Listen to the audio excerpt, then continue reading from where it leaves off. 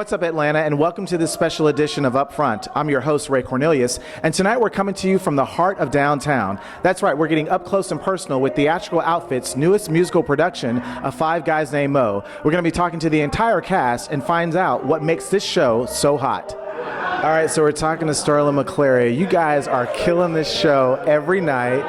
Let's talk about your character, because the show is kind of centered around your character, right? Yeah, in a way, yeah. My character is Nomax in the show, and when you come to see the show, Nomax's girlfriend has just left him. He forgot her birthday and tried to make it up by giving her a card yesterday. So you come in and you see how he's just really upset and really torn by the whole situation, and in the midst of his drinking and wallowing and crying, five spirits come out of the radio, and they just take over the whole scene and try to teach Nomax about treating her right and getting yourself together and just being on the right path. So it's a really, really fun time. Yeah. What do you think is the moral of the story? Just for every problem, start with yourself, because he didn't understand why his girlfriend left him, and he thought it was all these things that was causing, all these things that came from other things, rather than looking in the mirror and saying that it was himself. So just really being able to look in the mirror and say, you know what, I'm sorry, I'm the problem. You know what I mean? Yeah. This is a very fast-paced show. You guys are constantly moving. So how did you prepare for that? A lot of jump rope and a lot of jogging. I heard about being in the show this time last year. So it was just like prep, hitting the gym, hitting dance classes, just being in the sauna, just at all times, just keeping the pace going. And then when we got into rehearsal, the moment we learned the song, I started marrying it to the dance, because you could never get started too early. We're just getting the endurance and getting the stamina built. So. All right, well, Sterling, congratulations. Man, thank you so much, man. You all come see the show. All right, so we're talking to Mr. Trevor Perry. You guys, again, are killing this show every night. Let's talk about the audience interaction, because there's a scene where you actually get to come out into the audience. I love it. When we do the conga line through the audience, it's really interesting to see people, because no one really expects you to get really interactive in their faces. Yeah. And during that scene, that's also the basis for any time we get other people out through the show. We're scouting, we're looking at you, seeing who's receptive and who's open to it. So that's really fun. And then I get to shoot a confetti cannon. Who doesn't love that? Right? Yeah. There's a lot of fast-paced dancing, a lot of singing. You guys never look like you're out of breath. How do you do it? Magic, theater magic. They did a really good job of conditioning everyone, especially me. I came in a little later because I was understudy and there was an injury. But Jelani would meet me here. He was our assistant choreographer. He made me do jumping jacks, squats, push-ups, running in place, jump roping. So they really and I know the other guys got that for all the other weeks too. So a lot of conditioning, a lot of running in place. So good. And what else do you enjoy the most about doing the show? The camaraderie that we have. You can actually tell that we like each other, and you can tell that we're having fun when we're on stage. The connection that we have. You don't get to see a lot of shows like this, especially with a lot of powerful black men on stage, just reveling in friendship and togetherness. So that's really great. My man, Eugene H. Russell. Listen, you guys are doing an amazing job with this show. Let's talk about the timeless classics that you guys are singing every night. Can we do that? Absolutely. Is You Is, right? You've probably heard it everywhere. First, Louis Jordan as I say in the show, a father of rock, rap, and roll.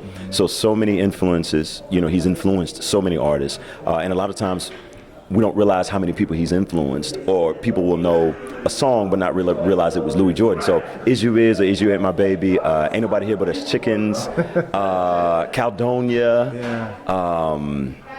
Reap Petite and Gone. Those are some of the good grooves. And it still grooves to this day. It's so funky. But you hear it all, you know what I mean? You hit a blues, you hit a rock, you hit a roll, and he's, as I say in the show again, showman extraordinaire and just composer, songwriter, influencer of so many. But those are some of the hit tunes in it. Let's talk about Tom Jones as a director. Cool. It's again an amazing show. Let's talk about how you were, just what you guys learned from him while you were rehearsing. Right. Well, Tom knew me when I was a rookie around this thing. He believed in me. You know what I mean? Always spoke positive, affirming words into me, even at auditions, even if I auditioned for him and didn't book the role. So every time I do a show under Tom's direction, I learn something. But the greatest thing that I always learned from Tom is leave it all on the stage, right? Don't have anything, you know what I mean? Don't halfway do anything. everything is full out. Now, that doesn't necessarily mean everything is loud all the time, but in terms of emotional investment, you know, and if you ever seen Tom on stage, that's him on stage too, you know what I mean? But that's the way he directs, is you don't get to take a moment off. So it helps build your endurance, you know, when it comes to the singing and dancing, it helps you build your endurance there. But even as even dramatically, you know, as a dramatic actor, it helps build your endurance in terms of keeping up the tension or keeping up whatever your through line is throughout the whole show. So yeah, just 110 all the time with Tom. And this is your second production of Five Guys Named Mo, right? Production of Five Guys Named Mo, yeah. The first one I did was some years ago, like the early 2000s. It was a co-production, speaking of Tom Jones. Yeah. It was a co-production between Springer Opera House and Juanita Productions, the company that Tom Jones co-founded. Now, he wasn't with them at the time that I did Five Guys Named Mo, but yeah, I did it some moons ago, and I played Little Mo. And so it's interesting to revisit it some years later now that I'm a little older. All right. Well, congratulations. You guys are killing this production and just loving what you guys are doing. Thank you so much. Thanks for lifting us up. All right. So you guys just watched Five Guys Named Mo. You got to give me your first reaction to the show. Fantastic. It's beyond what I imagined. I didn't have any idea, but it's fantastic. Highly recommend. Maybe the best thing I've seen here. Really? Really. And what about you, ma'am? Ma'am, what do you think? The same. Like being in Las Vegas is what she said. Yeah. Like being in Vegas. Fantastic show. So tell me your name. Juanita. And what did you enjoy the most about the show? Just the liveliness of it. It was just right on, just pumping. The music, huh? That, yes, the music. And a lot of it I knew, because a lot of it's old and I'm old. So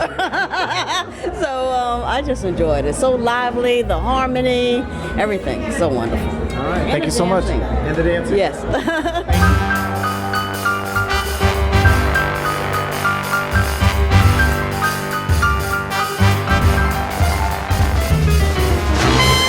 Well, there you have it, folks. My exclusive upfront coverage of Five Guys Named Mo. Listen, you can still come and check out the show now through June 30th. And you can always check out my interviews at WCLK.com. Until then, you guys have a great one.